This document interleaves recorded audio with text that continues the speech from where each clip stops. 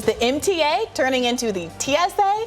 New York Governor Kathy Hochul says she's cracking down on crime, asking 750 members of the National Guard and 250 state and MTA police officials to be deployed to New York subway stations to inspect passengers' bags following increasing numbers of violent incidents across the system. Hochul announced the deployment of the National Guard as part of a 5-point plan to protect subway riders. She said, quote, "My 5-point plan will rid our subways of violent offenders and protect all commuters and transit workers. I am sending a message to all New Yorkers.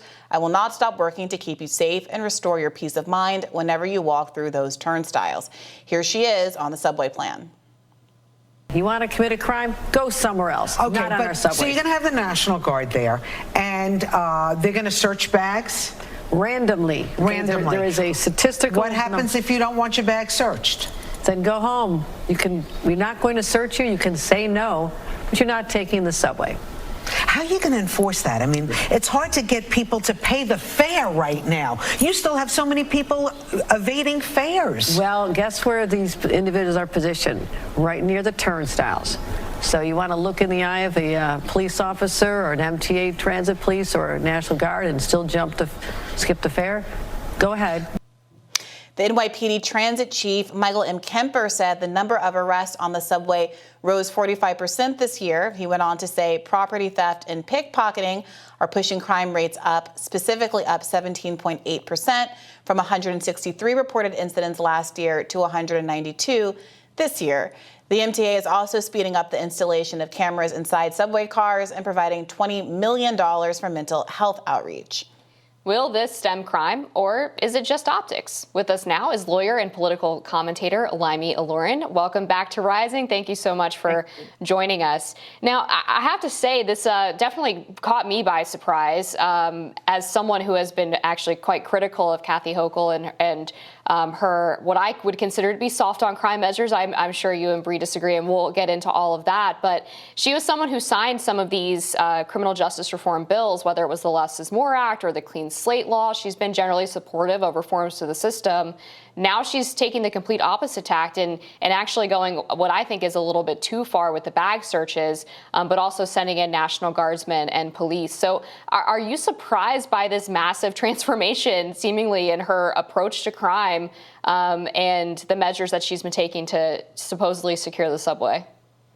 I'm not surprised because this is a bad publicity stunt that's going to disproportionately affect New Yorkers of color. And I think it's interesting that you bring up her reform efforts because this action directly contradicts any ability to move forward there, right? She passed the Clean Slate Act, but who is going to be affected? If you're going to ban New Yorkers with criminal records from using the subway, how are the people who are in the criminal system and have to make court dates going to make it there? And this is going to turn into a self-fulfilling prophecy, because once people cannot use the subways, or people can't use the subways just because the amount of police there, the amount of congestion there, when people miss court dates, they're going to say, okay, we're going to send them to Rikers, and then they're going to use that to attack bail reform.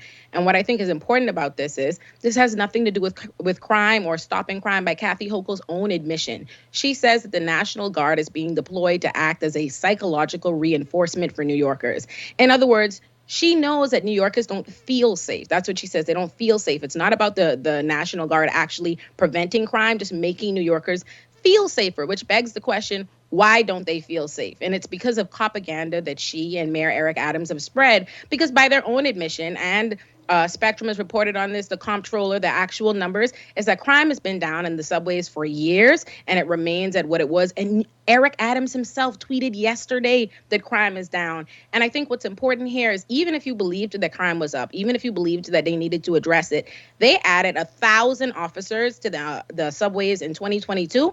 And evidently, according to them, who are saying that the subways are still dangerous, that did not work. So how does hiring 1,000 additional cops and deploying the National Guard help? And importantly, she recently passed a congestion tax. So now you wanted to incentivize people to use public transportation. You're passing a congestion tax that will negatively impact commuters and New Yorkers. And now they can't use the subways without being held up by 1,000 cops and the National Guard. This is a horrible publicity stunt.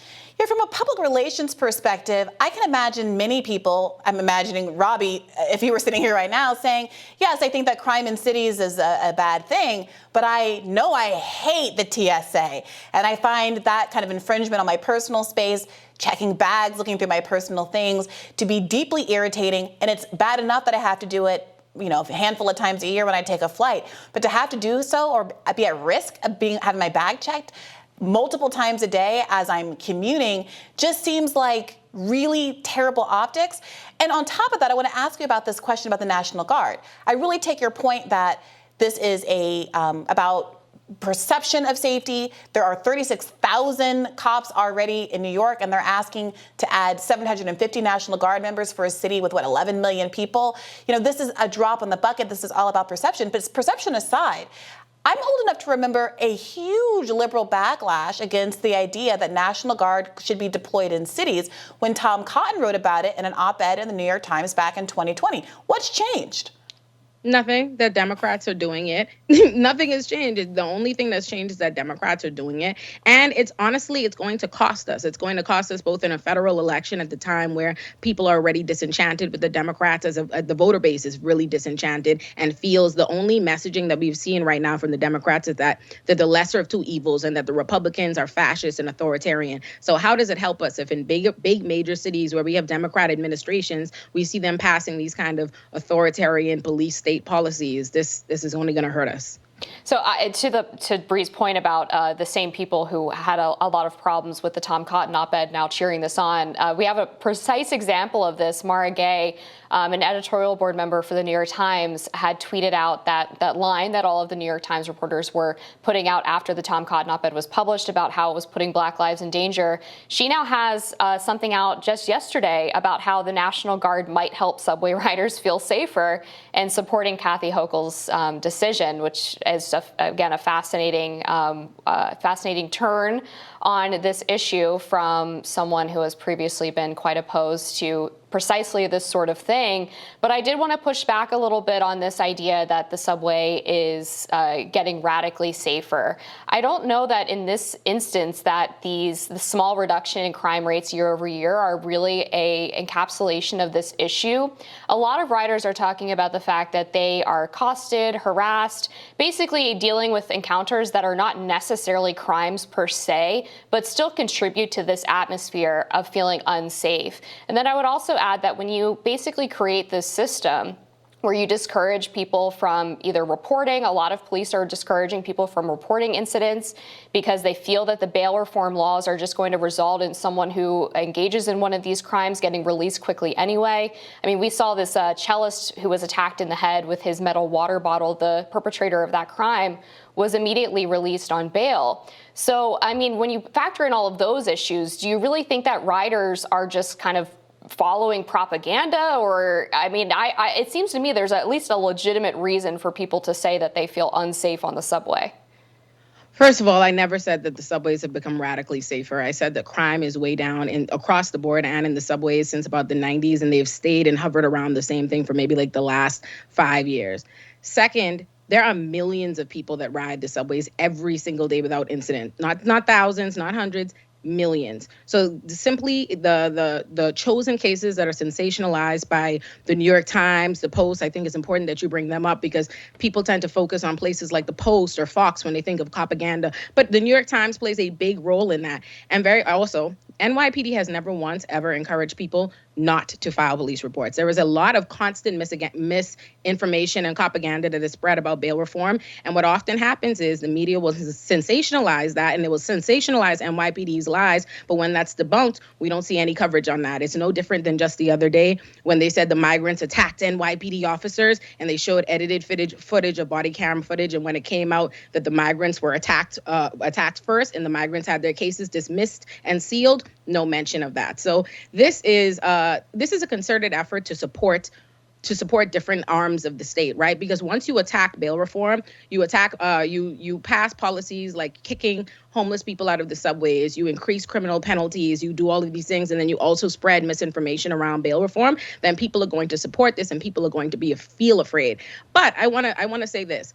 Even if everything that you were saying was true, even if it was true, if crime had skyrocketed, if crime was continuing to skyrocket, who would that be a failure of if not the police? New York has the largest and most expensive police department in the country. We have over 36,000 officers. And like I just said, NYPD has never been defunded. Eric Adams has raised their funds by millions every year, and he's already hired 1,000 new cops. So if crime is in fact up and people do not feel safe, how is continuing to do the same thing going to make them any safer? My issue is not with whether or not there's crime. My issue is what's being done to address it and why we are so keen to do the same failed methods repeatedly. Olayemi Olurin, thank you so much for joining us today.